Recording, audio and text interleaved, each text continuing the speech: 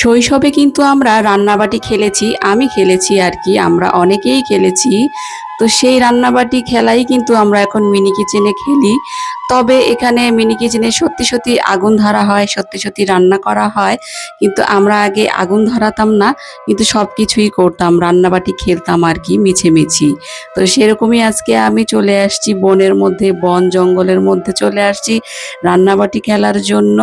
তো এখানে আমি ভাত বসিয়ে দিয়েছি, আর দেখি ঘরে তো কিছু নেই, আশপাশ থেকে কিছু শাক টোকাই নিয়ে আসি, কারণ আশেপাশে অনেক শাক রয়েছে।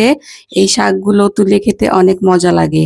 তো আজকে আমি শাক ভাতি রান্না করব, দেখি কিছু শাক কুড়াই নিয়ে আসি। তো এখানে আমি হেঁচি শাক পেয়ে গেছি। তো হেঁচি শাকগুলো তুলে নিচ্ছি, এটাকে হেলেঞ্চা শাকও বলে। এই শাকগুলো পুকুর পাড়েও কিন্তু অনেক হয়। তো এই পাতাগুলো কখনো অনেক বড়ও হয়, এখানে ছোট ছোট হয়েছে পাতাগুলো। এই শাকগুলো মিশালি করে খেলেও ভালো লাগে, আবার এমনিতেও আলু দিয়ে ভাজি করলে অনেক খেতে টেস্ট হয় আর কি। আর এখানে কিন্তু অনেক গাছ রয়েছে। এটা হচ্ছে খুরিয়া শাক বা কাটা শাক যাকে বলে, এটার মধ্যে কাটা আছে।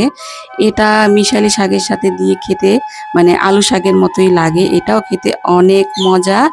তো এই শাকটাও আমি তুলে নিলাম। তো আজকে পাঁচ মিশালি শাক রান্না করব। আমার শাক তোলা হয়ে গেছে, ভাতও আমার হয়ে এসেছে। তো আজকে গরম ভাতের সাথে শাক খেতে হেবি মজা হবে।